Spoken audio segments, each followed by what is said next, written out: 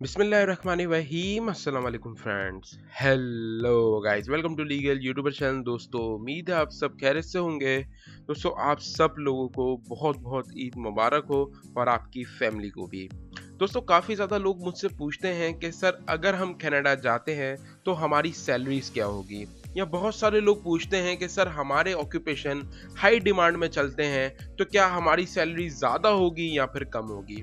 तो इसीलिए दोस्तों अभी जो यहाँ पर 20 ऐसे ऑक्यूपेशंस हैं जो कि हाई डिमांड चल रहे हैं कनाडा की तरफ से, और उसकी एवरेज सैलरी क्या दी जाती है वो भी मैं आपको बताऊंगा, और साथ ही मैं ये भी बताऊंगा कि उस एनओसी कोड के अंदर कौन कौन से मजीद ऑक्यूपेशंस आते हैं, और अगर आपका ऑक्यूपेशन भी इसमें आता है तो बिल्कुल आपने इसके लिए अप्लाई करना चाहिए। तो चले फ्रेंड्स, करते हैं इस वीडियो को शुरू। मेरा नाम है राजिक और आप देख रहे हैं लीगल यूट्यूबर चैनल। तो चले शुरू करते हैं।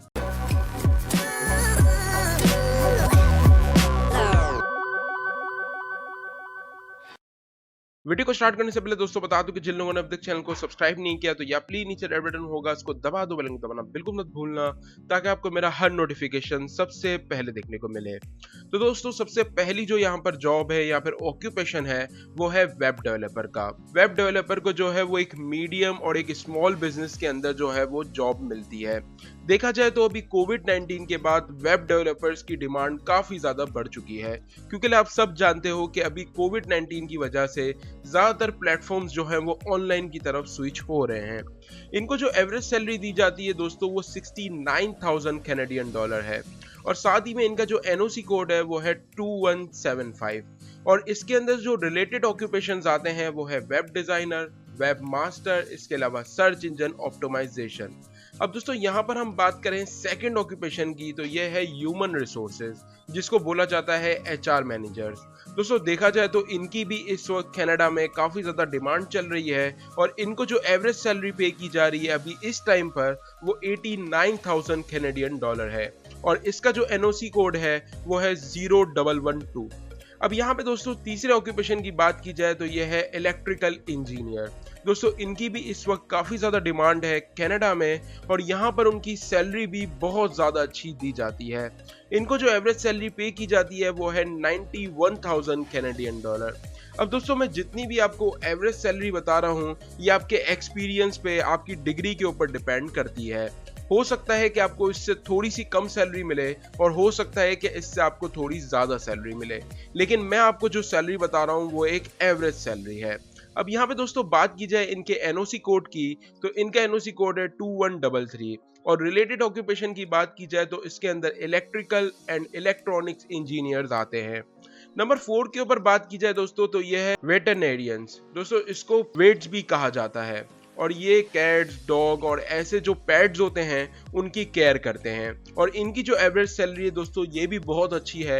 यह है 95,000 कैनेडियन डॉलर, और इस वक्त इनकी भी काफ़ी ज़्यादा डिमांड है कनाडा में, और इनका जो एनओसी कोड है वो है 3114। अब हम बात करें दोस्तों नंबर 5 की तो ये है human resources and recruitment officers. इनकी भी कनाडा में काफ़ी ज़्यादा डिमांड है, और इनको जो एवरेज सैलरी दी जाती है वो 65,000 कैनेडियन डॉलर है, और एनओसी कोड की बात की जाए तो 1223 जो है वो इनका एनओसी कोड है। रिलेटेड ऑक्यूपेशन की बात की जाए तो ह्यूमन रिसोर्सेज प्रोफेशनल्स, वो लोग जो है वो इस एनओसी कोड में अप्लाई कर सकते हैं। उसके बाद नंबर 6 की बात की जाए दोस्तों तो यह है फाइनेंशियल एडवाइजर। अब दोस्तों इनकी भी जो एवरेज सैलरी है वो 62,000 कैनेडियन डॉलर है, और इनके अंदर जो एनओसी कोड आता है वो दो कोड्स हैं, 0111 और इसके अलावा 1114, और इनका जो रिलेटेड ऑक्यूपेशंस हैं दोस्तों ये है financial managers and other financial officer, इसके अलावा फाइनेंशियल सेल्स रिप्रेजेंटेटिव। इसके अलावा दोस्तों नंबर 7 की बात की जाए तो यह है वेल्डर। दोस्तों वेल्डर की भी सैलरी काफ़ी ज़्यादा अच्छी पे की जाती है कनाडा में, और इसकी जो एवरेज सैलरी है वो है 73,000 कैनेडियन डॉलर, और इसके अंदर जो एनओसी कोड आता है वो है 7327, और इसका जो रिलेटेड ऑक्यूपेशन है दोस्तों ये है वेल्डर और रिलेटेड मशीन ऑपरेटर्स। इसके अलावा नंबर 9 पे बात की जाए तो यह है जर्नल लेबर।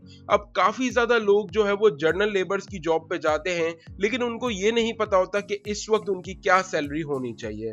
इनको जो एवरेज सैलरी दोस्तों अभी इस टाइम पे जो दी जा रही है वो 47,000 कैनेडियन डॉलर है, और इसका जो एनओसी कोड है वो है 7611। दोस्तों इसके अंदर आपको ना ही ज्यादा क्वालिफिकेशन चाहिए होती है और ना ही आपको आइल्स की जरूरत होती है। और रिलेटेड ऑक्यूपेशन के अंदर कंस्ट्रक्शन ट्रेड हेल्पर्स हैं और साथ ही में लेबर्स हैं और कंस्ट्रक्शन क्राफ्ट वर्कर्स हैं। इसके अलावा दोस्तों नंबर 10 की बात की जाए तो ये है एडमिनिस्ट्रेटिव असिस्टेंट। यहाँ पर दोस्तों जो इनको एवरेज सैलरी दी जाती है वो 45,000 कैनेडियन डॉलर है।